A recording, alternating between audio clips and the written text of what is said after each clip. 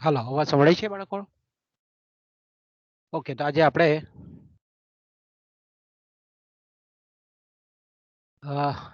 આપણું SY BA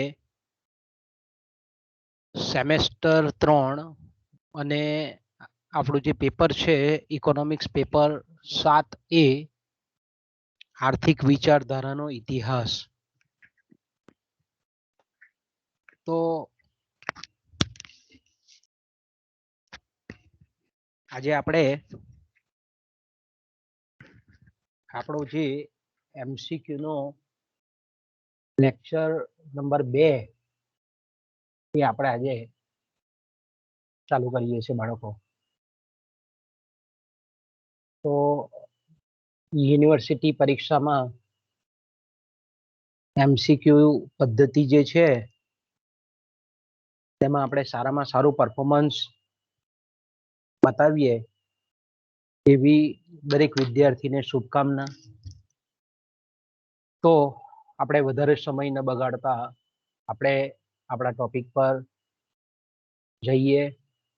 આર્થિક વિચારધારાના ઇતિહાસ lecture number 2 MCQ multiple choice જે ક્વેશ્ચન પૂછાય છે એ વિશેની આપણે સમજૂતી મેળવીએ. તો લાસ્ટ ટાઈમ આપણે જે પ્રમાણે ચર્ચા કરેલી હતી અને આપણે જ્યાંથી અટકા હતા ત્યાંથી આપણે શરૂ કરીએ કે દાખલા તરીકે તમને MCQમાં આ રીતનો પ્રશ્ન પૂછે કે વસ્તીમાં થતો વધારો સમગુણોત્તર, જેને આપણે ભૌમિતિક રૂપે પણ કહી શકીએ, જીઓમેટ્રિકલ પ્રોગ્રેશનના સ્વરૂપમાં સમગુણોત્તર શ્રેણીમાં થાય છે. શેમાં? તો કે જનસંખ્યામાં વસ્તીમાં જે વધારો થાય છે, એટલે કે આપણે એમ કહીએ કે વસ્તી વૃદ્ધિ અથવા તો વસ્તીમાં જે વધારાનો દર છે એ 1/2 થાય, 2/4, 4/8, 8/16, 16/32, 32/64, 64/128, 128 ડબલ એટલે 256. આ રીતે જ્યારે વસ્તીમાં વધારો થતો હોય, જેને આપણે આંકડાશાસ્ત્રની ભાષામાં સમગુણોત્તર શ્રેણી કહીએ છીએ, અને બીજી તરફ જે જીવન નિર્વાહના, જીવન ધોરણ ચલાવવા માટેના, જીવનને ચલાવવા માટેના જે નિર્વાહના આવશ્યક સાધનો છે એમાં થતો જે વધારો છે એ સમાંતર શ્રેણીમાં થાય છે, એટલે કે જેને આપણે ગાણિતિક શ્રેણી પણ કહીએ છીએ, એરિથમેટિકલ પ્રોગ્રેશન પણ કહીએ છીએ. દાખલા તરીકે 1, 2, 3, 4, 5, 6, 7, 8, 9, 10, 11. તો આને આપણે ગણિતની ભાષામાં શું કહીએ છીએ? આંકડાશાસ્ત્રની ભાષામાં એને આપણે સમાંતર શ્રેણીમાં વધારો થાય છે. તો આપણા ખૂબ નામાંકિત અર્થશાસ્ત્રી છે, એમણે આ વસ્તીનો સિદ્ધાંત આપેલો છે. આપણને આ રીતનું એક સ્ટેટમેન્ટ આપી દે કે વસ્તીમાં થતો વધારો સમગુણોત્તર શ્રેણીમાં થાય છે, જ્યારે નિર્વાહના સાધનોમાં થતો વધારો એ સમાંતર શ્રેણીમાં થાય છે. તો આ સિદ્ધાંત કયા અર્થશાસ્ત્રીએ આપેલો છે, જેને આપણે વસ્તીનો જગવિખ્યાત સિદ્ધાંત કહીએ છીએ?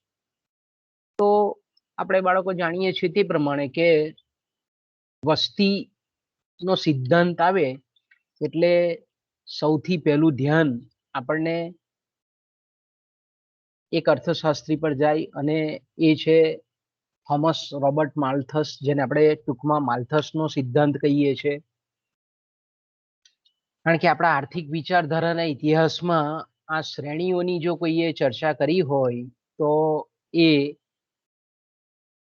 માલ્થસ છે. એટલે આપણે સીધો જ જો આપણે ગેસિંગ કરીએ, ટાર્ગેટ કરીએ જવાબ આપવાનો, તો રોબર્ટ માલ્થસ છે, થોમસ રોબર્ટ માલ્થસ છે, કે જે આપણને ખબર છે એનો ઇતિહાસ કે માલ્થસના નામથી કોઈ પણ વિદ્યાર્થી અર્થશાસ્ત્રનો ખાસ કરીને તે અજાણ નથી. કારણ કે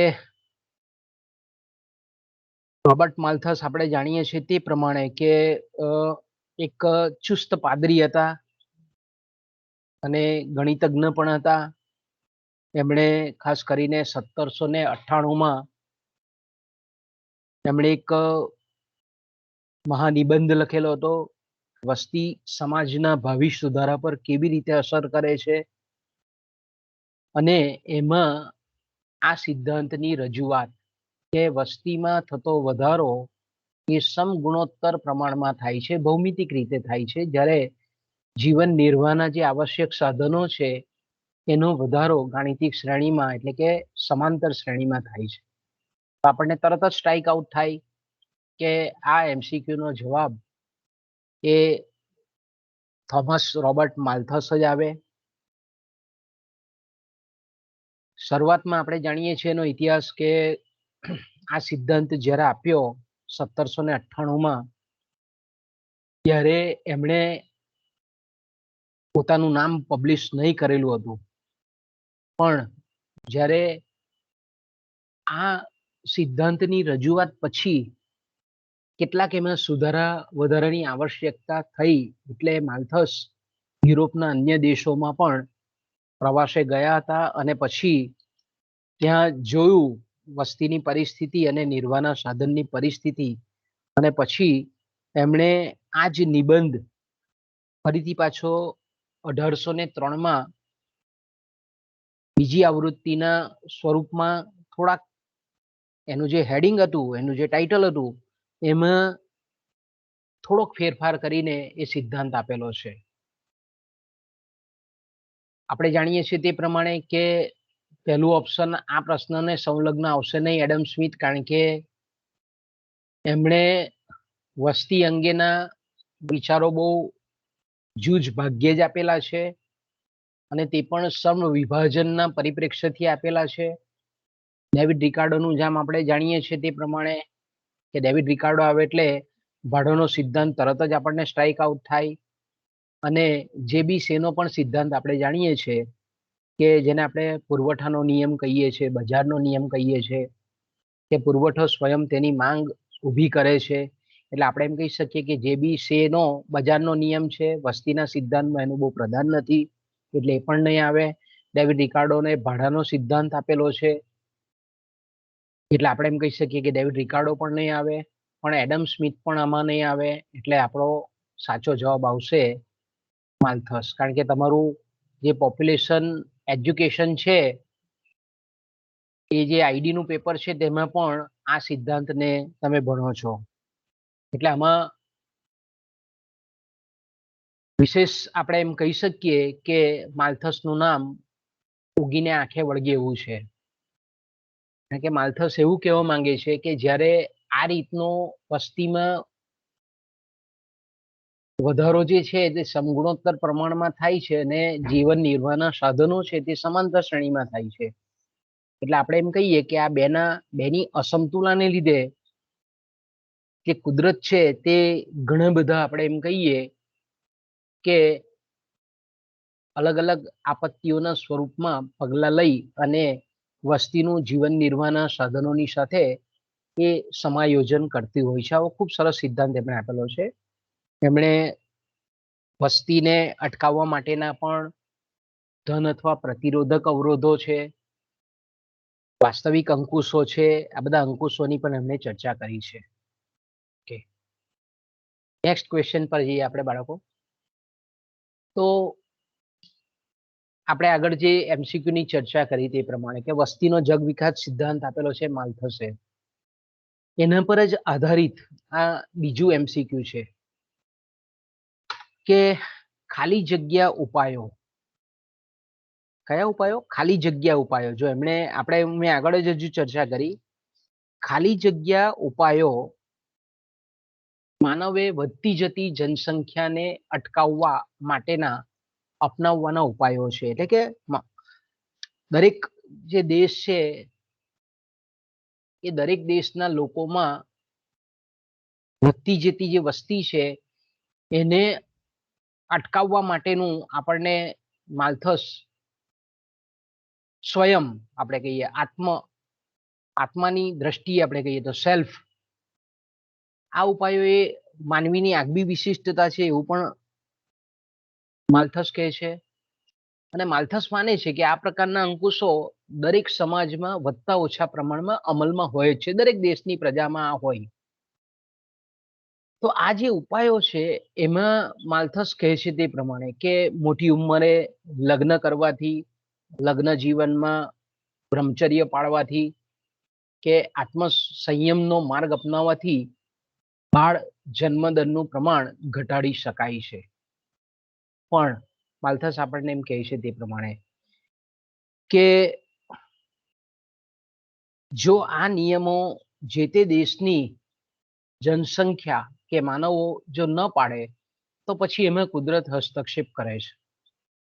તો આપણે એમ કહીએ કે આ પ્રકારના અંકુશો ને નીચે આપેલા ઓપ્શન પૈકી માલ્થસ કયા આપણે એમ કહીએ કે અંકુશો કે અવરોધો તરીકે ઓળખાવે છે?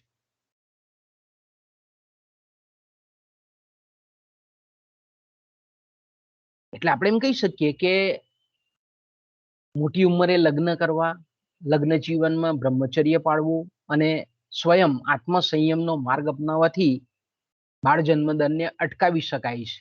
તો આ પગલાને નીચેના પૈકી કયા પગલા તરીકે અંકુશો તરીકે ઓળખાવે છે? તો તમે અહીંયા જોઈ શકો છો બાળકો, આપણને 4 ઓપ્શન આપેલા છે. એ ઓપ્શન કે જેને કુદરતી અંકુશો કહેવામાં આવે છે. બીજું કુદરતી અંકુશો આપણે જાણીએ છીએ ત્યારે કે આ ઉપરના જો આ જે કંઈ પણ માલ્થસે કીધેલા છે એ પ્રકારના જો આપણે સ્વયં આત્મ સંયમના માર્ગે જો આ આપણે જે માનવ વસ્તીના સહજ નિયમો છે એનું જો પાલન ન કરે તો કુદરતી અથવા તો જેને આપણે ધન અવરોધો કહીએ છીએ એ કામ કરશે. એમાં માલ્થસ આપણને કહે છે કે દુષ્કાળ છે, પ્લેગ છે, રોગચાળો છે, ધરતીકંપ છે, અતિવૃષ્ટિ છે, આવા બધા જે અંકુશો છે તેને કુદરતી અંકુશો કહે છે. એટલે આ અંકુશો નહીં આવે. ધન અંકુશો પણ જેને આપણે કુદરતી અંકુશો કહીએ છીએ, હકારાત્મક અંકુશો કહીએ છીએ. તો આપણે એમ કહીએ કે આ જે અંકુશો કહે છે માલ્થસ, આ પ્રકારના જે અંકુશો છે તે એકચ્યુઅલી પ્રતિરોધક કે પ્રિવેન્ટિવ સુરક્ષા માટેના અંકુશો છે. તો આપણા MCQ નો જવાબ આવશે સીધો પ્રતિરોધક અવરોધો, અંકુશો. વાસ્તવિક અંકુશો નો શબ્દ પ્રયોગ આપણે એમ કહીએ કે માલ્થસે બહુ વૈજ્ઞાનિક દ્રષ્ટિકોણથી કરેલો નથી, પણ છતાં આપણે એમ કહી શકીએ કે કુદરતી અંકુશો અને ધન અંકુશો વિશે એમણે ઘણું બધું કીધું છે.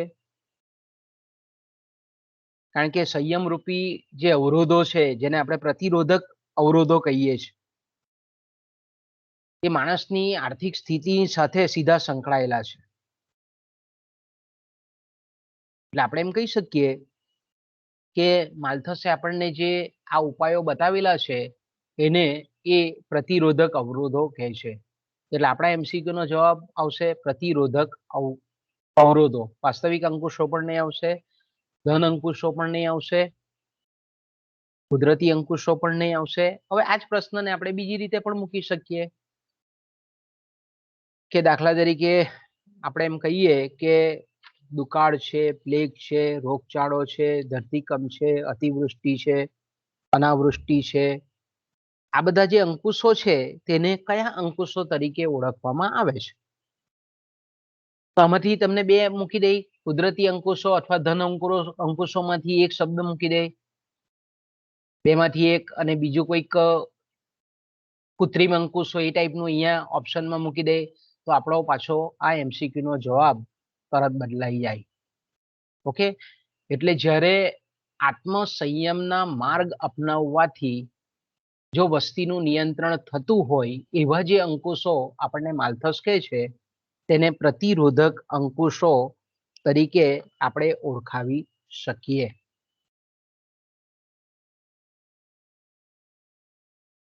એટલે આપણે એમ કહી શકીએ કે જે પ્રતિરોધક અંકુશો છે એ દરેક લોકોએ અથવા તો દરેક દેશના લોકોએ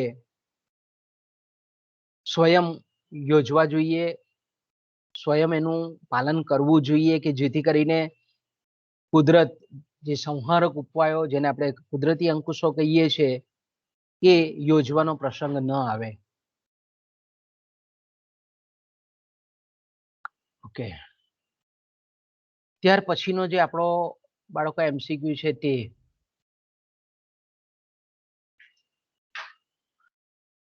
તેમના એટલે આપણે અહીંયા કોઈક પર્ટિક્યુલર વિચારકોના વર્ગની વાત છે કે તેમના, કારણ કે બહુવચન છે, તેઓના, તેમના કોઈ પણ શબ્દ પ્રયોગ થાય. મિલકત અને કરાર પરના આર્થિક વિચારો એ ત્યાર પછીની વિચારધારાને ઘણો જ વેગ આપ્યો છે. સમાજના એક એકમ તરીકે વ્યક્તિને ગણીને, જો સમાજના એકમ તરીકે પહેલા જે આપણે કહેતા હતા તે કે જાગીરદારોનું અસ્તિત્વ હતું, મોટા મોટા સામંતોનું અસ્તિત્વ હતું, અને સમાજમાં આપણે એમ કહીએ કે ધર્મ સંસ્થાઓ કેન્દ્રમાં હતી. પણ અહીંયા લોકોના જે વિચારો છે તે તમે જોઈ શકો છો કે આ એવા વિચારકોનો વર્ગ છે કે તેમના મિલકત અને કરાર પરના જે આર્થિક વિચારો છે એ ત્યાર પછીની વિચારધારાને ઘણો જ વેગ આપેલો છે. સમાજના એક એકમ તરીકે કેન્દ્રમાં વ્યક્તિને ગણીને તેના હકો વિશે તેમણે એટલે આ વિચારધારાના વિચારકોએ વિચારો રજૂ કર્યા હતા. આ વિચારોની અંદર આપણે જાણીએ છીએ તે પ્રમાણે કે કરાર કરવાની સ્વતંત્રતા, એટલે મિલકત અંગેના હોય કે વ્યવસાય અંગેના હોય કે વારસાગત હોય, તો વ્યક્તિને અથવા તો કુટુંબને કરાર કરવાની સ્વતંત્રતા અને પોતે પોતાની મહેનતથી, પોતાના શ્રમથી જે ઊભી કરેલી અસ્કયામતો છે, મિલકતો છે, એ મિલકતોનો કોઈ પણ રીતનો ઉપયોગ કરવાની સ્વતંત્રતાની તેઓ તરફેણમાં હતા કે ભાઈ પોતાની જાતે જે અસ્કયામત ઊભી કરી, મિલકત ઊભી કરી, તેનો મુક્તપણે કોઈ પણ જાતના નિયંત્રણ વગર સ્વતંત્રતાથી એ મિલકતનો ઉપયોગ કરવાની આ લોકો તરફેણ કરતા હતા. અને મોટે ભાગના આ વિચારકો કેવા છે? ન્યાયશાસ્ત્રીઓ છે. આ ન્યાયશાસ્ત્રીઓ, આ વિચારકો એવા હતા કે જેણે નાણાંના ઉપયોગ માટે પૂરેપૂરો આદર હતો. શરૂઆતના એ લોકોના વિચારકો હતા, તેમાં શરૂઆતની આ વિચારધારાની શરૂઆત થઈ ત્યારે આપણે એમ કહીએ કે વ્યાજ લેવાની સામે સરકાર દ્વારા એ દેશમાં પ્રતિબંધ હતો. મોટા ભાગના આ જે વિચારકો છે તેમાં આ યુગના વિચારકો છે, આ વિચારધારાના જે વિચારકો છે એમાં પ્રમુખગત સિસેરો છે, સિનેકા છે, માર્ક્સ છે, ઓરિલિયસ છે. આ કાર્લ માર્ક્સ નથી, બીજા માર્ક્સ છે, એપિકેટસ છે, જેવા વિચારકો મોજ શોખની વસ્તુઓ અને સંપત્તિની લાલસાના આ લોકો વિરોધીઓ હતા. તો આપણે એમ કહીએ કે આ જે વિચારો, આ ટાઈપના જે વિચારકો છે એ કઈ વિચારધારાના વિચારકો છે? તો આપણે જાણીએ છીએ કે આ વિચારકોમાં આપણને થોડુંક કન્ફ્યુઝન એટલા માટે થાય કારણ કે ગ્રીક વિચારકોમાંથી પણ આપણે એવા વિચારકો જોઈએ છે કે જે આ રીતે ખાનગી મિલકતની તરફેણ કરતા હતા. અને ખાસ કરીને આપણે જાણીએ છીએ તે પ્રમાણે કે એરિસ્ટોટલ છે તે આના તરફેણના વિચારો ધરાવતા હતા. પણ આ કેવા છે? આ વિચારકો ન્યાયશાસ્ત્રી છે. અને ખાસ કરીને આપણે એમ કહીએ કે મોટા મોટા આપણે એમ કહીએ ને કે તે વખતના જેને આપણે જ્યુડિશિયરી કહીએ એના જજ મોટા ભાગના વિચારકો છે. ગ્રીક વિચારધારામાં આપણે જોયું તે પ્રમાણે કે એરિસ્ટોટલ અને પ્લેટો મુખ્યત્વે તત્વજ્ઞાની હતા, ખગોળશાસ્ત્રી હતા, વૈજ્ઞાનિક હતા. આપણે આર્થિક વિચારધારાનો ઇતિહાસ જ્યારે વાંચીએ છીએ અને જેમાં મોટાભાગના જે ન્યાયશાસ્ત્રીઓ શબ્દ આવે એટલે આપણને તરત સ્ટ્રાઇક જાય કે આ વિચારકો એ રોમન આર્થિક વિચારધારાના વિચારકો છે. કારણ કે આપણને ખબર છે, આપણે જ્યારે વાંચીએ છીએ ત્યારે આમાંના મોટા ભાગના જે વિચારકો છે તે ન્યાય સંબંધિત ઘણા બધા આવા જેને કાયદા શાસ્ત્ર કહીએ છીએ, કાયદા શાસ્ત્રના ઘણા બધા વિચારકો આપેલા છે. એટલે આપણો આ જે જવાબ છે અને તમે આ પણ જુઓ છો કે સિસેરો છે, સિનેકા છે, માર્ક્સ છે, ઓરિલિશિયસ છે, એપિકાટસ છે, આ બધા રોમન સામ્રાજ્યના રોમના એ મહાન આર્થિક વિચારકો છે. મધ્યકાલીન વિચારકોમાં આપણે જાણીએ છીએ કે મોટે ભાગે એ લોકોના જે વિચારો છે તે ખ્રિસ્તી ધર્મની આજુબાજુના વિચારો છે. એટલે બાળકો આપણો જવાબ આવશે રોમન આર્થિક વિચારો, કારણ કે હિન્દુ આર્થિક તે પ્રાચીન ભારતીય આર્થિક વિચારકો છે. એને મોટે ભાગે ધર્મ, તત્વ જ્ઞાન અને ખાસ કરીને કૌટિલ્યની જો વાત કરીએ તો એને રાજ્યશાસ્ત્ર પર વિચારો આપેલા છે. એટલે આપણો જવાબ આવશે રોમન આર્થિક વિચારો.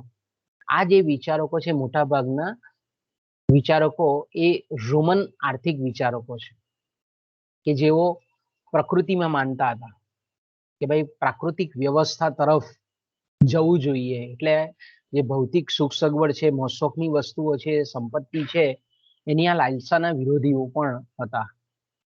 અને ખાનગી મિલકત રાખવાનો અધિકાર આવો જેને આપણે કહીએ કે ધીરે ધીરે જેના પર પાછળથી આખું પ્રશિષ્ટ આર્થિક વિચારધારા અને મૂડીવાદી વિચારધારા જે નિર્માણ પામેલી હતી એના મૂળમાં જો આપણે કોઈક વિચારો જો ધ્યાનમાં લેવા હોય તો આપણે એમ કહી શકીએ કે આ રોમન વિચારકો ખાસ કરીને મુખ્યત્વે હતા.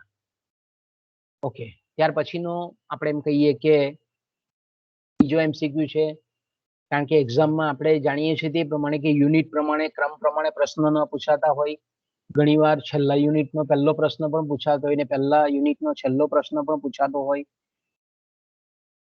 તો ગમે તે કારણ કે આમાં જે સિક્વન્સ ગોઠવેલી હોય છે તે આપણે એમ કહીએ કે એને સફળ કરેલી હોય, એટલે ગમે ત્યારે ગમે તે ચેપ્ટરનો ગમે તે ટોપિકનો પ્રશ્ન પૂછાતો હોય. ઓકે, ત્યાર પછીનો જે આપણો MCQ છે તે છે બાળકો વ્યાપારવાદના ઉદયના કારણો, કે જેને આપણે વાણિજ્યવાદ પણ કહીએ છીએ. વ્યાપારવાદના ઉદ્ભવના કારણોમાં નીચેમાંથી કયા પરિબળનો સમાવેશ થતો નથી? એટલે આપણે એમ કહી શકીએ કે વ્યાપારવાદ કે 16મી થી 18મી સદીના ઉત્તરાર્ધ સુધી યુરોપમાં વ્યાપાર વિષયક, વાણિજ્ય વિષયક જે વિચારો છે તેના સંકુલને આપણે વ્યાપારવાદી વિચારધારા કહીએ છીએ. એવું નામ આપણે પાછળથી આપવામાં આવેલું છે. અને એમાં પણ આપણે આગળ પણ MCQમાં ચર્ચા કરી ગયા છે કે નજીકના જે કારણો છે વ્યાપારવાદની ઉત્પત્તિ માટેના, એમાં ખાસ કરીને ધર્મ સુધારણા છે, નવજાગૃતિ, માનવતાવાદ, વ્યક્તિવાદ, અને પછી આજે હું બોલી ગયો 3 ધર્મ સુધારણા, નવજાગૃતિ, માનવતાવાદ, વ્યક્તિવાદ. આ વ્યાપારવાદના ઉત્પત્તિના ઉદયના દૂરના કારણો છે, પરોક્ષ કારણો છે. બાકીના આપણે નંબર 3 થી જો વિચારીએ, આ બંને જે ખાસ કરીને આપણે બતાવેલા છે એ બંને દૂરના કારણો છે. આ નજીકના કારણોમાં આપણે આગળ પણ ચર્ચા કરી ગયા કે નાણાકીય સાધનોનું વૈપુલ્ય, એટલે કે જ્યારે વ્યાપારવાદી વિચારધારા યુરોપના અલગ અલગ દેશોમાં પ્રવર્તતી હતી, ખાસ કરીને ઇંગ્લેન્ડમાં, તે સમયે આપણે જાણીએ છીએ તે પ્રમાણે કે નાણાંનો વિનિમય તરીકે ભરપૂર ઉપયોગ થયો, નાણાકીય સાધનોમાં મૂલ્યવાન ધાતુઓનો ઉપયોગ થયો. એટલે આ એક કારણ પણ વ્યાપારવાદને ઉત્પત્તિ માટેનું, ઉદ્ભવ માટેનું નજીકનું કારણ છે. એ જ રીતે આપણે એમ કહીએ કે આ સમયગાળા દરમિયાન કેટલીક બેંકો પણ સ્થપાઈ અને નાણાંના માધ્યમથી અર્થકારણમાં વિનિમયની પ્રક્રિયા પ્રવૃત્તિ ઝડપી બની, એટલે વ્યાપાર વાણિજ્યને પણ વેગ મળ્યો. એ જ રીતે તમે જોઈ શકો છો કે રાજાઓ અને વ્યાપારીઓના હિતો વચ્ચેનો સુમેળ, કે જે વ્યાપારવાદને જન્મ આપનારું અગત્યનું પરિબળ છે. એ જ રીતે ચાર્લ્સ ડેવિન્ડને કીધેલું છે કે આ સમય દરમિયાન લશ્કરી ખર્ચમાં વધારો થયો, એટલે આપણે એમ કહી શકીએ કે રાજ્યની તિજોરીમાં નાણાંની વધારે આવશ્યકતા ઊભી થઈ, એટલે વ્યાપારને વધારે વેગ આપવો જોઈએ, એવા વિચારો આપણને ડેવિન્ડના જોવા મળે છે. રાજાઓના જે વૈભવી ખર્ચાઓ છે એટલે રાજાઓને વધારે નાણાંની જરૂર પડતી હતી. તો આ પણ વિચાર આપણે એમ કહી શકીએ, આ જેટલી પણ મેં ટીક મારી છે આ બધી ટીકો એ વ્યાપારવાદની ઉત્પત્તિ માટેના જવાબદાર પરિબળો છે. માત્ર આપણે એમ કહીએ કે આ પાંચમું જે આપણું ઓપ્શન છે કે કર ઉઘરાવવાની કોન્ટ્રાક્ટ પ્રથા, તો આપણે એમ કહીએ કે આ વ્યાપારવાદને ઉદ્ભવવા માટેની નથી, પણ આપણે એમ કહીએ કે આ નિસર્ગ પંથ જેને આપણે કહીએ છીએ એ નિસર્ગ પંથના ઉદ્ભવ માટેનું અગત્યનું પરિબળ છે કે વિચિત્ર જે કોન્ટ્રાક્ટ સિસ્ટમ હતી, આપણે એમ કહીએ કે વિચિત્ર જે કોન્ટ્રાક્ટ સિસ્ટમ હતી એ કોન્ટ્રાક્ટ સિસ્ટમને લીધે આપણે એમ કહીએ કે નિસર્ગવાદી વિચારધારા ઉદ્ભવી. એટલે આપણે અહીંયા વ્યાપારવાદનો આપણો જે એમસીક્યુ છે તે વ્યાપારવાદને સ્પર્શતો પ્રશ્ન છે, એટલે આપણો જવાબ આવશે પાંચમો. કર ઉઘરાવવાની જે કોન્ટ્રાક્ટ પ્રથા છે તે વ્યાપારવાદની ઉત્પત્તિ માટે નહીં પરંતુ નિસર્ગવાદની ઉત્પત્તિ માટેનું એક મહત્વનું કારણ છે. ઓકે, આગળ જઈએ બાળકો. આગળ ચર્ચા કરી ગયા છે આ એમસીક્યુ ને, પણ તમને અલગ રીતે આપેલું હોય કે ખાલી જગ્યા એટલે કાર્યની વહેંચણી, પરંતુ તેના વિશિષ્ટ અર્થમાં જોઈએ તો ઉત્પાદનની જુદી જુદી પ્રક્રિયા માટે ઉપયોગમાં લેવાતા સાધનોની તેમની યોગ્યતા, આવડત, કુશળતા અને રુચિ પ્રમાણે જ્યારે તેમની વચ્ચે કાર્યની વહેંચણી કરવામાં આવે છે તેને ખાલી જગ્યા તરીકે ઓળખાવી શકાય. ખાલી જગ્યાનું એક સાદું સૂત્ર છે યોગ્ય જગ્યાએ યોગ્ય વ્યક્તિની પસંદગી. એ જ રીતે કોઈક વસ્તુના ઉત્પાદનની વિવિધ પ્રક્રિયાઓ જ્યારે એક જ વ્યક્તિ દ્વારા કરવામાં આવે તેને બદલે પ્રક્રિયા વિવિધ શ્રમિકો વચ્ચે વહેંચી દેવામાં આવે તો તેને ખાલી જગ્યા કહેવાય. તો અહીંયા તમને એવું પૂછે કે ઉપરોક્ત ચારેય ખાલી જગ્યામાં નીચે આપેલા શબ્દમાંથી કોઈ એક જ યોગ્ય શબ્દની પસંદગી કરો. તો આપણે આગળ પણ જોઈ ગયા છે બાળકો કે એડમ સ્મિથનો શ્રમનું મહત્વ અને જો રાષ્ટ્રની સંપત્તિમાં જો વધારો કરવો હોય તો દેશના જે શ્રમદળ છે, શ્રમિકો છે, એને જો એની કાર્યકુશળતા પ્રમાણે કામ કરવા દેવામાં આવે અને કામની વહેંચણી કરવામાં આવે તો ઘણા ઓછા સમયમાં ઘણું બધું ઉત્પાદન વધે અર્થતંત્રનું, અને આપણે એમ કહી શકીએ કે દેશની સંપત્તિમાં અનેક ગણો વધારો થાય. તો એડમ સ્મિથનું જે રાષ્ટ્રોની સંપત્તિ નામનું જે પુસ્તક છે એમાં શરૂઆતમાં જ આપણે એમ કહીએ કે શ્રમ અને શ્રમનું મહત્વ તથા શ્રમ વિભાજન એ સંપત્તિનું એક અગત્યનું કારક પરિબળ છે, એની આ સમજૂતી એમણે શ્રમ વિભાજનની વ્યાખ્યા દ્વારા આપેલી છે. એટલે અહીંયા આપણે એમ કહી શકીએ કે આપણો જવાબ જે આવશે તે છે શ્રમ વિભાજન. આગળ પણ આપણે ચર્ચા કરી ગયા છે એટલે ડિટેલમાં નથી કરતા ચર્ચા એની. એડમ સ્મિથનો ખૂબ સરસ મજાનો ખ્યાલ છે, પણ એડમ સ્મિથ પહેલા પણ ઘણા બધા વિચારકોએ આ ખ્યાલની સમજૂતી આપેલી છે. પણ અહીંયા આપણે એમ કહીએ કે સંપત્તિના કારક પરિબળ તરીકે શ્રમ વિભાજનનો ખ્યાલ એડમ સ્મિથે ખૂબ સરસ રીતે એના આર્થિક વિચારોમાં વણેલો છે. ઓકે, આગળ જઈએ. જો આગળ જે આપણે ચર્ચા કરી ગયા સેમ એ જ ટાઈપનો પ્રશ્ન છે પાછો કે માલ્થસના મત અનુસાર વસ્તી વૃદ્ધિ અને નિર્વાહના સાધનો અનુક્રમે, અહીંયા તમે જોઈ શકો છો કે પ્રશ્નમાં તમારે બરાબર સમજવાનું છે. શબ્દ જ્યારે અનુક્રમે આપેલી છે, અનુક્રમે કઈ શ્રેણીમાં વધે છે, તો આપણે તરત સ્ટ્રાઇક જવી જોઈએ કે આગળનો જે આપણે એમસીક્યુ ની ચર્ચા કરી ગયા બાળકો, એમાં તમે જોઈ શકો છો પહેલા જે એમસીક્યુ ની આપણે ચર્ચા કરી તે કે વસ્તીમાં વધારો સમગુણોત્તર, વસ્તીમાં વધારો છે તે કેવો છે? સમગુણોત્તર સ્વરૂપનો છે, ભૌમિતિક સ્વરૂપનો છે. 1, 2, 4, 8, 16, 32, 64 એ સ્વરૂપનો છે. જ્યારે નિર્વાહના સાધનો એ સમાંતર શ્રેણીમાં વધે છે. એટલે બાળકો આપણે એમ કહી શકીએ કે આ એમસીક્યુ આગળ જે ચર્ચા કરી તે પ્રમાણે કે વસ્તી વૃદ્ધિ એ સમાંતર શ્રેણી છે, સમગુણોત્તર શ્રેણી છે, અને નિર્વાહના સાધનો એ સમાંતર શ્રેણી છે. એટલે આપણો સીધો જવાબ કયો આવશે? તો કે બી આવશે. જો ગૂંચવવા માટે પેપર સેટર તમને બંને શ્રેણી તમારા મગજમાં ચાલતી હોય કે સમાંતર સમગુણોત્તર, પણ તરત સ્ટ્રાઇક થવી જોઈએ કે વસ્તી વૃદ્ધિ એ હંમેશા સમગુણોત્તર શ્રેણીમાં 1 ના 2, 2 ના 4, 4 ના 8 એ શ્રેણીમાં થાય છે. જ્યારે નિર્વાહના સાધનો એને આપણે સમાંતર શ્રેણી કહીએ છીએ, 1, 2, 3, 4 એ રીતે વધે છે. તો અહીંયા તમને ખાલી સેમ, જો ખાલી બંને શ્રેણી તમારા મગજમાં હોય પણ અહીંયાનો ક્રમ, અનુક્રમ, અહીંયા શબ્દ આપણને મેં કીધું તેમ કે આ પ્રશ્નમાં તમને અનુક્રમે એટલે પ્રોપર ક્રમ જળવાવો જોઈએ. સમગુણોત્તર શ્રેણીમાં અને સમાંતર શ્રેણીમાં વધે છે. અહીંયા તમને ગૂંચવવા માટે મેં કીધું તેમ કે સમાંતર શ્રેણી, તો કે વસ્તી વૃદ્ધિ સમાંતર શ્રેણીમાં વધે છે, તો કે ના. અને નિર્વાહના સાધનો સમગુણોત્તર શ્રેણીમાં વધે છે, ના.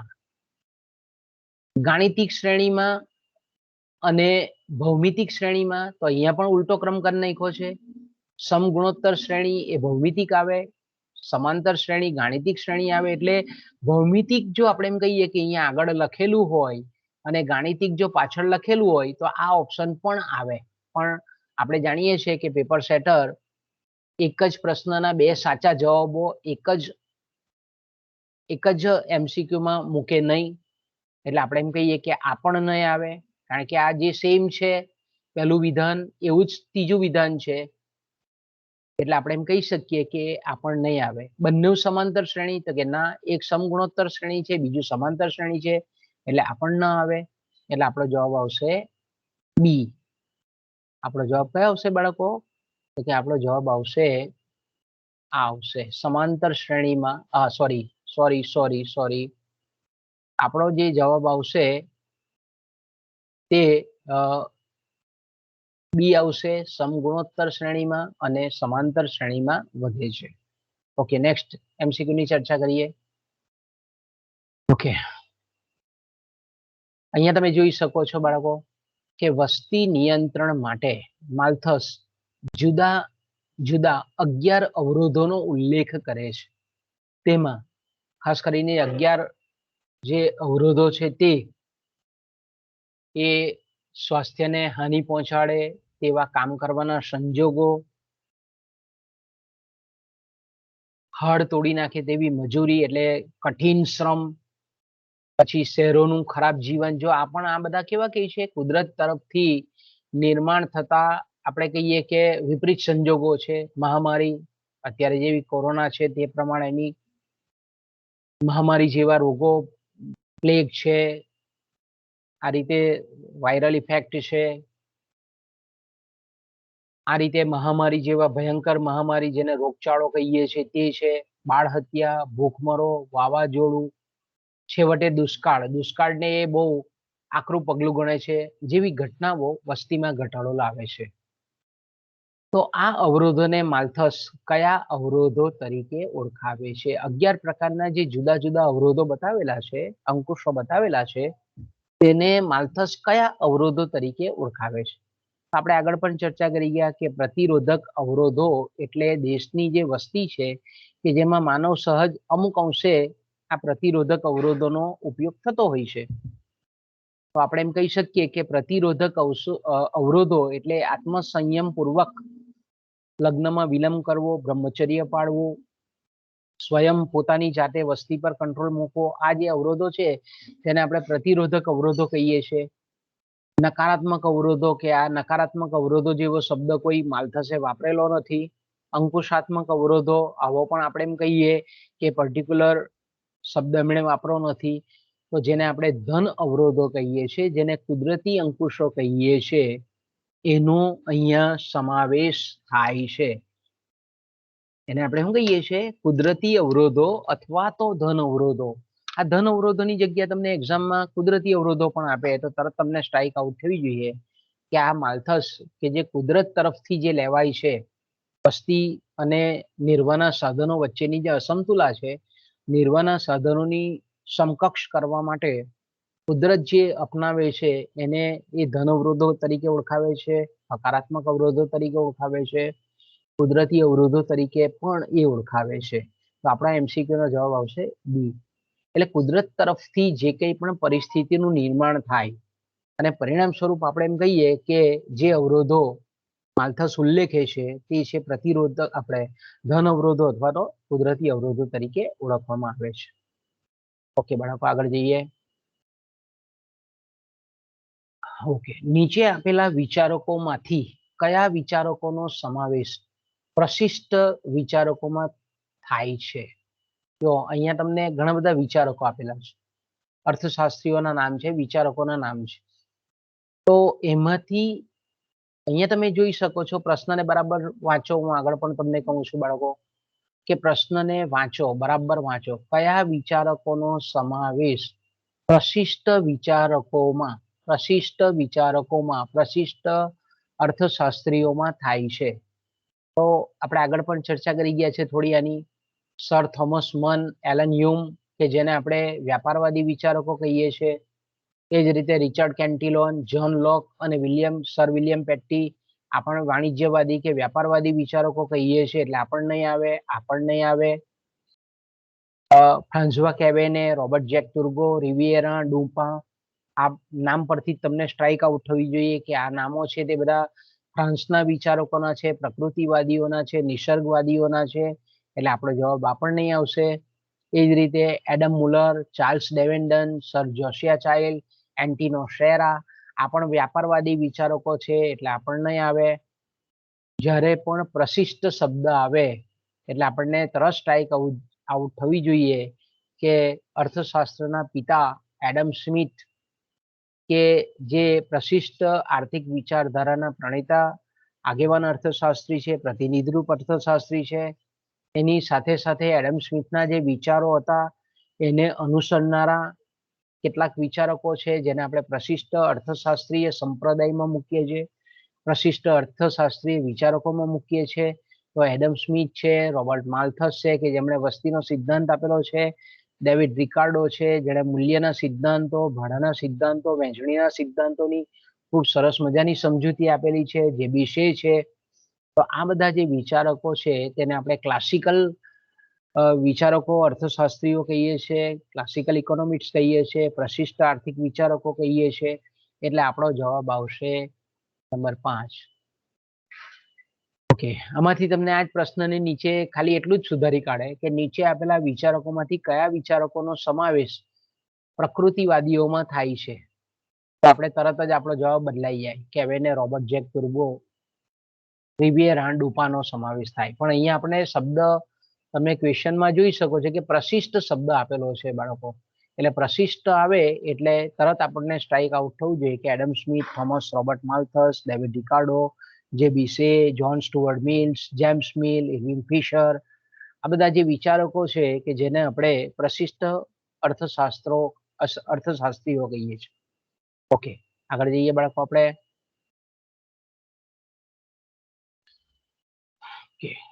ત્યાર પછીનો પ્રશ્ન છે કે જમીનમાં રહેલા મૂળ અને અવિનાશી તત્વોની ઉપયોગ બદલ, વપરાશ બદલ જમીનની કુલ ઉપજમાંથી જે હિસ્સો જમીનના માલિકને ચૂકવવામાં આવે છે તે ભાડું છે. ખૂબ વેલ નોન સિદ્ધાંત છે, ડેવિડ રિકાર્ડોએ આપેલો સિદ્ધાંત છે. તરત જ આપણને થઈ જાય કે વહેંચણીના સિદ્ધાંતોમાંથી ખાસ કરીને આપણે જાણીએ છીએ તે પ્રમાણે કે ડેવિડ રિકાર્ડોનું જો નામ ફેમસ બન્યું હોય તો ભાડાનો સિદ્ધાંત છે. અને આપણને ખબર છે કે ડેવિડ રિકાર્ડો કે જેમનો 1772માં જન્મ થયેલો હતો, 1823માં ખૂબ નાની ઉંમરે એમનું મૃત્યુ થયેલું હતું. એમનું પુસ્તક હતું રાજકીય અર્થકારણ, political economy and principle of taxation. ગુજરાતીમાં એનું નામ છે રાજકીય અર્થકારણ અને કરાધાનના સિદ્ધાંતો, 1817માં આપેલું છે. ખૂબ નાની ઉંમરે ઘણા બધા સંપત્તિવાન થઈ ગયેલા હતા, શેર બજારમાં એમની ખૂબ સારી પકડ હતી. પણ આપણે જાણીએ છીએ તે પ્રમાણે કે રિકાર્ડો એવું કહેવાય છે કે ખૂબ ઊંચા દરજ્જાના વિચારક હતા, આર્થિક વિચારક હતા. અને એમણે ખાસ કરીને જે ભાડાનો સિદ્ધાંત આપેલો છે એ ભાડાના સિદ્ધાંતને ખાસ કરીને આપણે તફાવતી અધિશેષ અથવા તો તફાવતી ભાડાના પરિપ્રેક્ષ્યમાં આ સિદ્ધાંતને આપણે મૂલવીએ છીએ, કારણ કે જમીનની મૌલિક અને અવિનાશી શક્તિઓના ઉપયોગ માટે જમીનદારને જમીનના ઉત્પાદનમાંથી જે ભાડું આપવામાં આવે છે, જે ભાગ આપવામાં આવે છે તે ભાડું છે. કારણ કે જમીનદારની જે આવક છે એ ખાસ કરીને આપણે એમ કહીએ કે અધિશેષ આવક છે એવું એ કહેતા હતા. એટલે આપણે એમ કહી શકીએ કે આ સિદ્ધાંત છે તે તરત જ આપણને જે રીતે માલ્થસનું નામ આવે અને વસ્તીનો સિદ્ધાંત આવે એ જ રીતે ખાસ કરીને ડેવિડ રિકાર્ડો એ જમીનના જે ભાડાનો સિદ્ધાંત છે એમાં તરત જ આંખે ઉળગીને તરત આપણી સમક્ષ આવી જતું નામ છે. કે આગળ જઈએ બાળકો આપણે. રિકાર્ડોની છે પાછી વાત કે અહીંયા આપણને અર્થશાસ્ત્રીનું નામ આપેલું છે કે રિકાર્ડોના મત અનુસાર, એટલે આપણે પ્રશિષ્ટ અર્થશાસ્ત્રીય વિચારક છે રિકાર્ડો, ડેવિડ રિકાર્ડો. એના મત અનુસાર મૂડી એટલે શું? એટલે કેપિટલ જેને આપણે કહીએ. તો કેપિટલ એટલે શું? તો અહીંયા તમે જોઈ શકો છો ખૂબ સરસ મજાની વ્યાખ્યા આપી છે એમણે કે ડેવિડ રિકાર્ડોના મતે મૂડી એટલે સંગ્રહિત શ્રમ. ભૂતકાળનો જે સંગ્રહિત શ્રમ છે, કારણ કે મૂડીવાદી અર્થવ્યવસ્થામાં મૂડીપતિ જે કિંમત ચૂકવીને શ્રમ મેળવતો હોય છે તે કિંમત કરતા પણ વસ્તુના ઉત્પાદનમાં વપરાયેલ શ્રમ મૂલ્ય વધુ હોય છે. એટલે મૂડીપતિ જે વેતન ચૂકવે છે તેના પ્રમાણમાં વધુ શ્રમ મેળવતો હોય છે. એટલે આપણે એમ કહી શકીએ કે મૂડીપતિ વિનિમયમાં જે અધિશેષ મળે છે તે પોતે જ એ એબ્ઝોર્બ કરી લે છે, પચાવી લે છે, એમ એ કહે છે. પણ વાસ્તવમાં આપણે એમ કહીએ કે મૂડી કે જેને એ ડેવિડ રિકાર્ડો સંગ્રહિત શ્રમ કહે છે, આ જે સંગ્રહિત શ્રમ છે તેને ખરેખર માપવાનું કામ ખૂબ કપરું છે, ખૂબ કઠિન છે, અશક્ય છે. છતાં પણ આપણે એમ કહીએ કે મૂડી એ શ્રમિકોનું જે કંઈ પણ માનસિક શારીરિક જે શ્રમ છે એના સંગ્રહના લીધે એ સર્જિત થાય છે એવું આપણને ડેવિડ રિકાર્ડો કહે છે. એટલે આપણે એમ કહી શકીએ કે મૂડીની પરિભાષા એમણે સંગ્રહિત શ્રમના સ્વરૂપમાં આપેલી છે. તો આપણે બીજા ઓપ્શન જોઈ શકીએ છીએ કે મૂડી એટલે જમીનની માલિકી. તો એ અહીંયા ડેવિડ રિકાર્ડો છે એટલે આપણે ન આવે. મૂડી એટલે જમીનની માલિકી છે તેને આપણે જમીનદાર કહીએ છીએ. એને આપણે ઉત્પાદનના સાધન તરીકે મૂડીને મૂકતા નથી. વ્યાપારવાદીઓનો વિચાર હતો કે મૂલ્યવાન ધાતુનો ખજાનો એટલે મૂડી. તો કે રિકાર્ડો છે એટલે અહીંયા એ પણ નહીં આવે. મૂડી એટલે યંત્રો, ઓજારો, જેને આપણે આધુનિક ખ્યાલ પ્રમાણે કહીએ છીએ યાંત્રિક મૂડી, સાધનોના સ્વરૂપમાં મૂડી. પણ જ્યારે ડેવિડ રિકાર્ડોની વાત આવે છે ત્યારે મૂડી એટલે સંગ્રહિત શ્રમ. અને મૂડીપતિઓ જે આપણે એમ કહીએ છીએ કે શ્રમનો, કારણ કે મૂડીનું સર્જન જ શ્રમના લીધે થતું હોય છે એવું કહે છે. અને મૂડી આપણે જાણીએ છીએ તે પ્રમાણે કે એક માનવ સર્જિત સાધન છે, કુદરતી સાધન સંપત્તિ નથી. મૂડી એ મનુષ્યએ પોતાના આપ બળે ઊભું કરેલું એક સાધન છે ઉત્પાદન.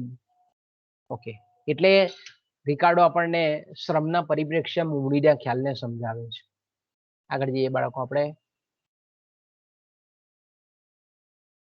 ઓકે, કાર્લ માર્ક્સ, જેને આપણે વૈજ્ઞાનિક સમાજવાદ આપનાર એક અગ્રગણ્ય વિચારક છે.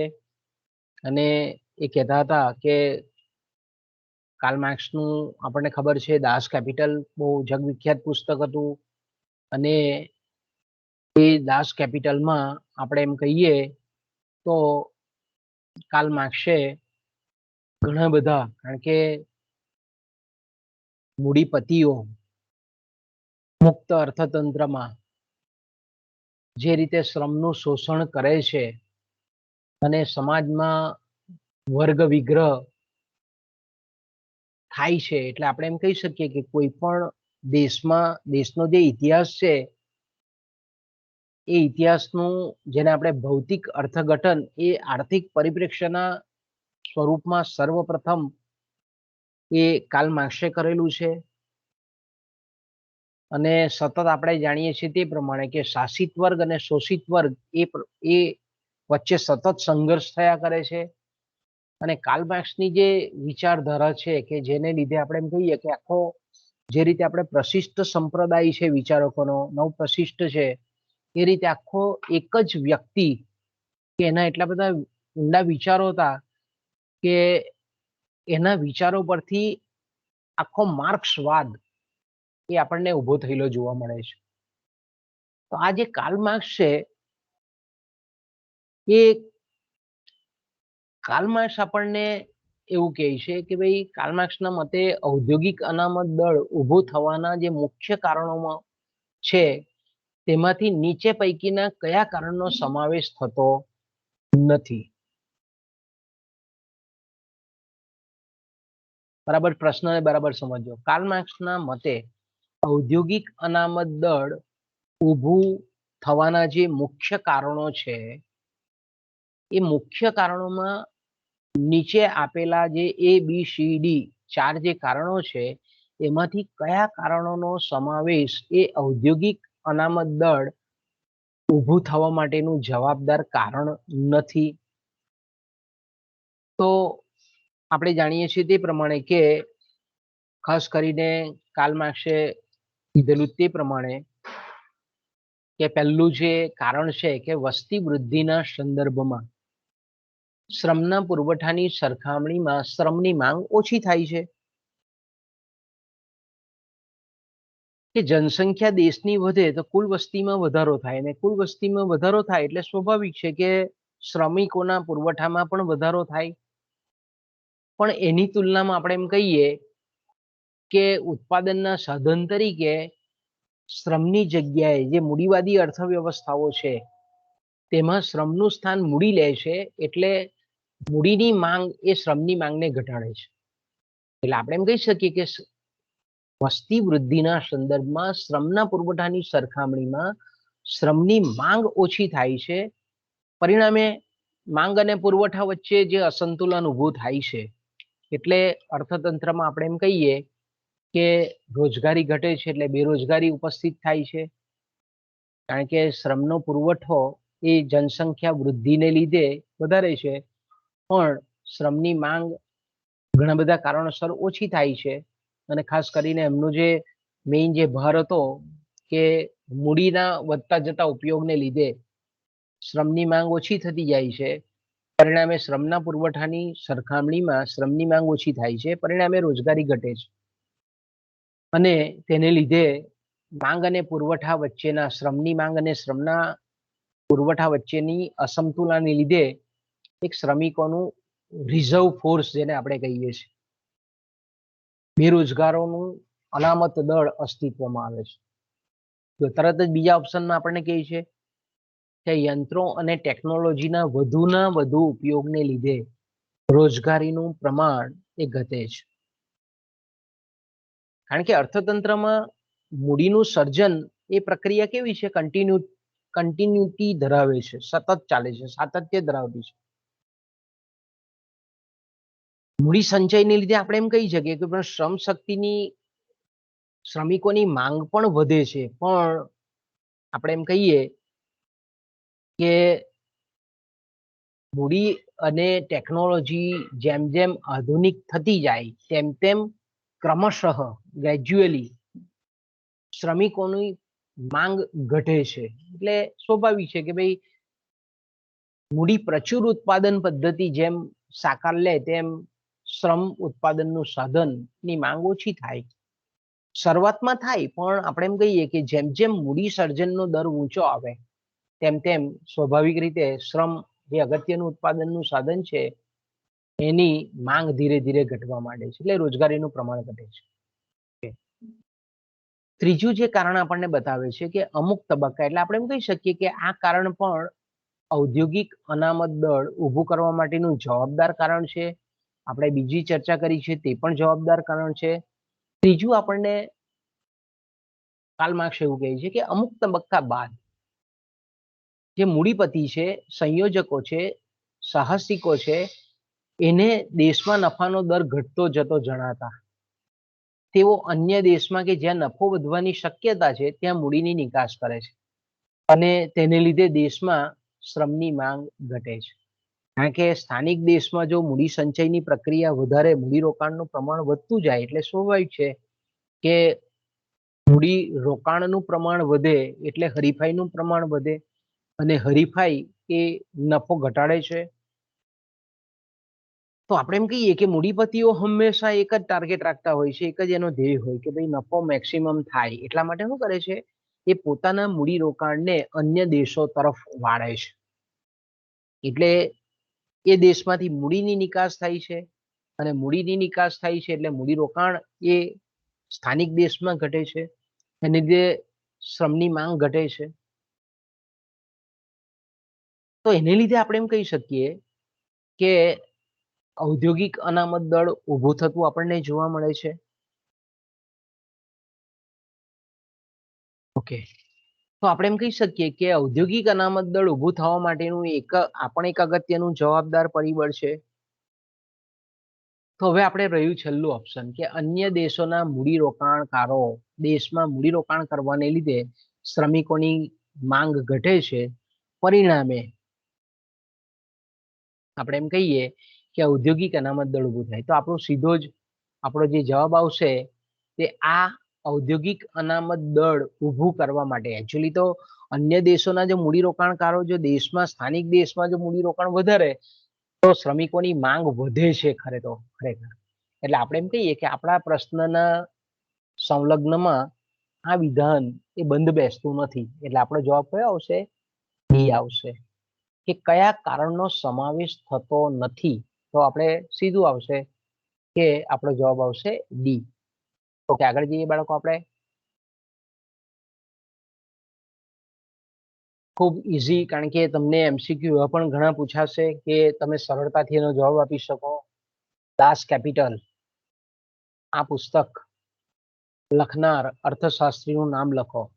તો આપણને ખબર છે કે એડમ સ્મિથ જેણે વેલ્થ ઓફ નેશન્સ લખેલું હતું, થોમસ રોબર્ટ માલ્થસ કે જેમણે વસ્તી વિશેનું આપણે નિબંધ, મહાનિબંધ લખેલો હતો, એ પણ આપણે જાણીએ છીએ.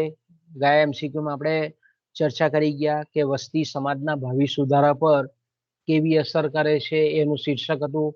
એટલે આપણને આવે ડેવિડ રિકાર્ડો, એની પણ આપણે ગયા એમસીક્યુમાં ચર્ચા કરી ગયા કે ડેવિડ રિકાર્ડોનું જે પુસ્તક હતું 1817માં પબ્લિશ થયેલું, રાજકીય અર્થકારણ અને કરાધાનના સિદ્ધાંતો. આ એમસીક્યુ પણ નહીં આવશે આપણો જવાબ. જે બી શેનું આપણને પુસ્તક ખબર છે, માર્કેટ આધારિત પુસ્તક હતું. જે બી શેનું પુસ્તક પણ દાસ કેપિટલ નથી. એટલે આપણો જવાબ આવશે કાર્લ માર્ક્સ. કાર્લ માર્ક્સનું નામ દાસ કેપિટલ થી પણ જાણીતું છે, કારણ કે મૂડીવાદી વિચારધારાની વિરુદ્ધમાં એમણે આખું પોતાનો વિચાર આપેલો હતો. કારણ કે દાસ કેપિટલની આપણે એમ કહીએ કે ઘણી બધી આવૃત્તિઓ, વોલ્યુમ્સ જેને આપણે કહીએ છીએ, એ કાર્લ માર્ક્સે બહાર પાડેલા હતા. એટલે આપણે એમ કહી શકીએ કે આપણું જે એમસીક્યુ નો જવાબ છે એ આવશે કાર્લ માર્ક્સ. કારણ કે પહેલો જે દાસ કેપિટલનો વોલ્યુમ 1867માં એમણે બહાર પાડેલો હતો. એનો જે બીજો વોલ્યુમ હતો દાસ કેપિટલનો એ 1885માં બહાર પાડેલો હતો. અને ત્રીજો વોલ્યુમ એટલે કે ત્રીજો એની આવૃત્તિ આપણે કહીએ તો 1894માં બહાર પાડેલું હતું. અને ચોથો વોલ્યુમ એ 1904 થી 10ના ગાળામાં પાડેલું હતું. એટલે આપણે એમ કહી શકીએ કે દાસ કેપિટલ પુસ્તક મહાગ્રંથ કહીએ આપણે, પુસ્તક તો એકચ્યુઅલી ના કહીએ, એને મહાગ્રંથ કહીએ, કે જેણે માર્ક્સવાદની ઉત્પત્તિ માટે ખૂબ અગત્યનું ઘણા બધા દેશોએ કાર્લ માર્ક્સની વિચારધારા પરથી સમાજવાદી અર્થવ્યવસ્થા સ્વીકારેલી હતી. એટલે આપણો જવાબ આવશે કાર્લ માર્ક્સ. આમાંથી કોઈ પણ તમને પૂછે, પુસ્તકનું નામ આપી દે ને નીચે આ જ ઓપ્શન રાખે અને પછી તમને પૂછે કે આ પુસ્તક લખનાર અથવા આ ગ્રંથ લખનાર અર્થશાસ્ત્રીનું નામ આપો. ઓકે, અહીંયા તમે જોવો છો કે પ્રશ્ન ઘણો મોટો આપણને લાગે. એના મુદ્દા છે, સમગ્ર માનવ ઇતિહાસમાં આર્થિક પરિબળ પ્રમુખ અને નિર્ણાયક સ્થાને રહ્યું છે, જેને ઇતિહાસનું આર્થિક કે ભૌતિકવાદી અર્થઘટન કહીએ છીએ. આપણે આગળ ચર્ચા કરી ગયા કે આર્થિક વિચારોના ઇતિહાસમાં જો ઇતિહાસનું આર્થિક દ્રષ્ટિકોણથી જો કોઈએ અર્થઘટન કરેલું હોય તો આપણને તરત સ્ટ્રાઇક જાય કે ઇતિહાસનું આર્થિક અર્થઘટન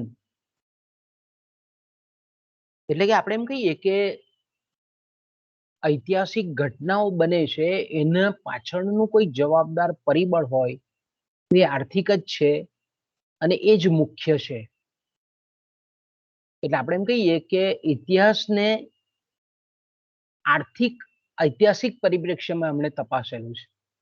એટલે કાર્લ માર્ક્સ જ આપણે તરત જ પહેલું સેન્ટેન્સ વાંચીએ એટલે જ આપણને તરત આનો MCQ નો જવાબ ખબર પડી જાય કે ઇતિહાસનું આર્થિક કે ભૌતિક અર્થઘટન કરનાર જો કોઈ અર્થશાસ્ત્રી હોય તે કાર્લ માર્ક્સ.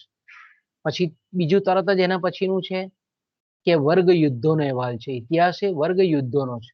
મેં કીધું તેમ કે શાસિત વર્ગ અને એટલે કે શાસન કરનાર વર્ગ અને શોષિત વર્ગ એ બંનેના સંઘર્ષને લીધે આપણે એમ કહીએ કે સતત આપણે એમ કહીએ કે ઇતિહાસ રચાતો જાય છે. એક વર્ગ યુદ્ધ પૂરું થાય એટલે બીજું તરત જન્મે. આપણે જોઈએ છે કે શરૂઆતમાં જમીનદારો અને ખેડૂતો, મૂડીપતિ અને શ્રમિકો, આ રીતે આપણે એમ કહીએ કે સતત આપણને વર્ગ સંઘર્ષ એ જોવા મળે છે. એક પૂરું થાય ને બીજું સતત ચાલુ થાય. એ જ રીતે અત્યારના આધુનિક પરિપ્રેક્ષ્યમાં જોઈએ તો શ્રીમંત વર્ગ અને ગરીબ વર્ગ, આપણે કોઈ પણ કાળ જોઈએ, કોઈ પણ યુગ જોઈએ, કોઈ પણ ઇતિહાસ જોઈએ તો ઇતિહાસની રચના જ એ વર્ગ યુદ્ધોનો અથવા તો વર્ગ સંઘર્ષનો એક ઇતિહાસ. આવું આપણને કાર્લ માર્ક્સ કહે છે. ઓકે, દરેક ચીજ વસ્તુનું મૂલ્ય તેમાં રહેલા સામાજિક દ્રષ્ટિએ આવશ્યક શ્રમના પ્રમાણ ઉપરથી નક્કી થાય છે, જેને આપણે શ્રમ મૂલ્યનો સિદ્ધાંત કહીએ છીએ, શ્રમનિષ્ઠનો સિદ્ધાંત કહીએ છીએ. ખાસ કરીને આપણે એમ કહીએ કે આ સિદ્ધાંત વાસ્તવમાં એડમ સ્મિથે આપેલો છે, પણ પછી એને મૂડીપતિઓના સંદર્ભમાં, મૂડીપતિઓ જે રીતે શ્રમિકોનું શોષણ કરે છે અને ચીજ વસ્તુ અને સેવા અને મૂડીના સર્જનમાં શ્રમિકોનો જે ફાળો છે એ બાબતની ખૂબ સરસ મજાની વૈજ્ઞાનિક સમજૂતી આપણને કાર્લ માર્ક્સે આપેલી છે. ઓકે, ત્રીજું છે મૂડીપતિઓના મૂડી સંચયના કારણે શ્રમિકોને તેમના શ્રમના બદલામાં પૂરું વળતર મળતું નથી. કાર્લ માર્ક્સ અને અધિશેષ મૂલ્ય તરીકે ઓળખાવે છે. એટલે અહીંયા આ શબ્દ આવવો જોઈએ નહીં, પણ મારથી ભૂલથી લખાઈ ગયું કે તેમણે, અહીંયા નહીં આવે આ વસ્તુ, તેમણે અધિશેષ મૂલ્ય તરીકે ઓળખાવ્યું છે અને તે વર્ગ વિગ્રહ અને શોષણનું મૂળ છે. એટલે આપણે એમ કહીએ કે જે શ્રમના પરસેવાની કમાણી એ મૂડીપતિઓ લઈ જાય છે. એટલે શ્રમ જે રીતે પોતાનો વ્યય કરે છે, શ્રમનો વ્યય કરે છે, એના બદલામાં એને જે વળતર મળવું જોઈએ, વેતન મળવું જોઈએ, તે મળતું નથી. પણ એનો ફળ કોણ લઈ જાય છે કે મૂડીપતિઓ લઈ જાય છે. અને તેનું કારણ છે મૂડી સંચયના કારણે.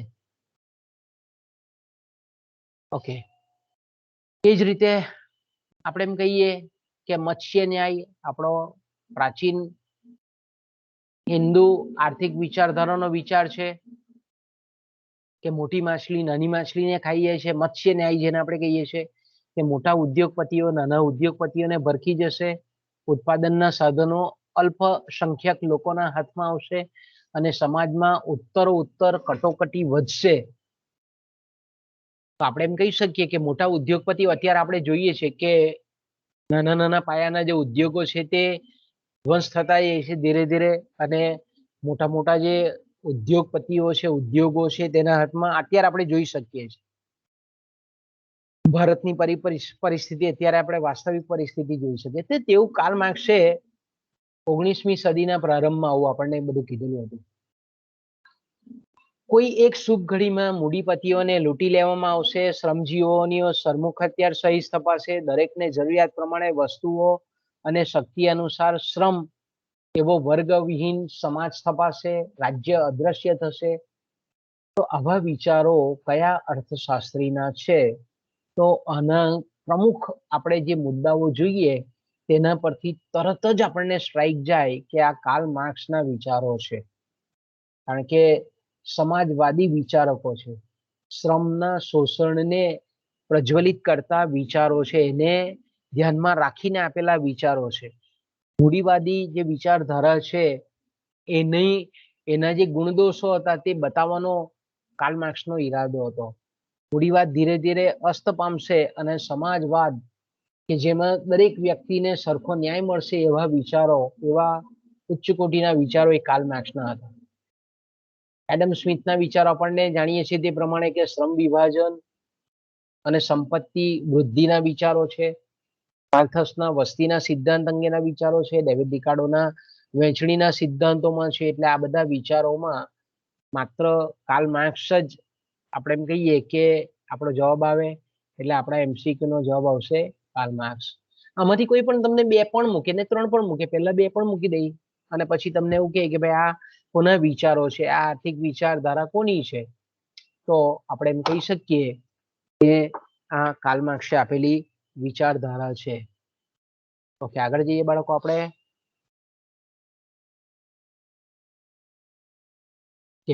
પ્રકૃતિવાદીઓ જમીન ઉપરના એકમાત્ર કરની ભલામણ શા માટે કરે છે? એટલે આપણે જાણીએ છીએ તે પ્રમાણે પ્રકૃતિવાદ, જેને આપણે નિસર્ગવાદ કહીએ છીએ, ફિઝિયોક્રેટો કહીએ છીએ, કે જેમણે ઉત્પાદક વર્ગ તરીકે ખેડૂત વર્ગને સમાવેલા છે. ખેતી પરના વ્યવસાયને ઉત્પાદક વ્યવસાયો કહેતા હતા. ફ્રાન્સવા કેવેન, પછી રોબર્ટ જેક ટુર્ગો. કારણ કે જમીનની ઉપર જો શ્રમનો સંયોગ થાય તો કુદરત આશીર્વાદ આપે છે અને ચોખ્ખી ઉપજ કે જેને અધિશેષ ઉપજ પ્રાપ્ત થાય છે, એવું આપણને પ્રકૃતિવાદી વિચારકોએ કીધેલું છે. તો આપણે એમ કહીએ કે પ્રકૃતિવાદીઓએ જમીન ઉપરના એકમાત્ર કરની શા માટે ભલામણ કરે છે અથવા કરી છે? નીચેના ઓપ્શન જોઈએ આપણે. તો કે તેઓના મતે નિષ્કર્ષક ઉદ્યોગો એટલે જમીન અને જમીન પરની આધારિત જે ઉદ્યોગો છે તે ઉદ્યોગોમાં જ ઉત્પાદન અને ચોખ્ખા ઉત્પાદનની શક્યતા છે. આમ ચોખ્ખું ઉત્પાદન જમીન આધારિત ઉદ્યોગોમાં જ જોવા મળે છે અને તેમાં પણ ખેતીમાં જ આપણને ચોખ્ખું ઉત્પાદન, અધિશેષ ઉત્પાદન જોવા મળે છે. એટલે પ્રકૃતિવાદી એવું સૂચન કરે છે કે કરવેરા એ માત્ર આવી જે ચોખ્ખી ઉપજ છે, અધિશેષ ઉપજ છે, સરપ્લસ જે આપણે કહીએ છીએ ઉત્પાદન છે, એના પર જ પડવા જોઈએ. બીજા કોઈ પણ પ્રકારના કરો રાજ્યએ નાખવા જોઈએ નહીં. તો આપણે એમ કહી શકીએ કે જમીન ઉપર શા માટે કર નાખવો જોઈએ? કારણ કે જમીન એ અધિશેષ ઉપજ આપે છે. એટલે આપણું વિધાન આ બંધ બેસે છે આપણા જવાબ સાથે. ઓકે, બીજું વિધાન પણ જોઈ લઈએ, બીજું ઓપ્શન પણ જોઈ લઈએ કે ખેતીના અધિશેષ ઉપરનો કર કોઈના ઉપર પડતો નથી, કારણ કે ચોખ્ખા ઉત્પાદન પર પડે છે. અને ચોખ્ખું ઉત્પાદન આપણે ક્યારે નક્કી કરી શકીએ કે ભાઈ ખેડૂત જે છે તે જે શ્રમનો વ્યય કરે છે અને તેણે જે કંઈ પણ અન્ય ખર્ચ કરેલો છે એને જે ખેતી ક્ષેત્રનું કુલ ઉત્પાદન છે એમાંથી બાદ કર્યા બાદ જે વધે છે તેને અધિશેષ કહે છે, ચોખ્ખું ઉત્પાદન કહે છે. એટલે આવું અધિશેષ ઉત્પાદન એ માત્ર કૃષિ ક્ષેત્રમાં જ હોય છે. એટલે અધિશેષ ઉપર જો કર નાખવામાં આવે તો ખેડૂતોને લાભ થાય, કારણ કે એ અધિશેષ ચોખ્ખી ઉપજ પરનો લાભ છે, એનાથી કોઈ બોજો વધશે નહીં. અને અધિશેષ ઉપરનો કર છે એ બીજા જે અલગ અલગ, કારણ કે ફ્રાન્સમાં તે વખતે ઘણા બધા કરો ઘણી બધી રીતે નાખવામાં આવેલા હતા. એટલે અલગ અલગ કરોની તુલનામાં આપણે એમ કહીએ કે અધિશેષ ઉપરનો કર એ બોજારૂપ રહેશે નહીં, કારણ કે ચોખ્ખી ઉપજ પરનો છે, એટલે કે ખર્ચ કાઢતા બાદનો જે બાકી વધેલો જે ભાગ છે એના પરનો ખર્ચ. એટલે આપણે એમ કહી શકીએ કે આ બોજારૂપ રહેશે નહીં. એટલે આ વિધાન પણ સાચું છે. ત્રીજું એવું કહે છે કે જુદા જુદા કરોનો બોજો એટલે કે વસ્તુ પરનો વેરો હોય તો એ ધીરે ધીરે ઉત્પાદક વર્ગ પર એટલે કે ખેડૂત વર્ગ પર એનો બોજો આવી જાય છે, કારણ કે વસ્તુના કિંમતના સ્વરૂપમાં એ ખેડૂત વર્ગે એ ચૂકવવું પડે, એટલે અંતે એ ખેડૂતે એનો બોજ ઉઠાવવો પડે. તો આપણે એમ કહીએ કે આ પણ વિધાન એક કર માટે એ લોકોની વિચારધારા સાથે સુસંલગ્ન છે. તો આપણે એમ કહીએ કે આ ત્રણ વિધાન જ્યારે એક કરની ભલામણ કરતા પ્રકૃતિવાદીઓના હોય તો ઉપરના તમામ વિકલ્પો સાચા છે, એટલે આપણા સાચો એમસીક્યુ નો જવાબ આવશે ડી. તો બાળકો અહીંયાથી આપણે વિરામ લઈએ, અટકીએ અહીંયાથી આપણે. તો અહીંયા આપણી મીટિંગને પૂર્ણ કરીએ છીએ.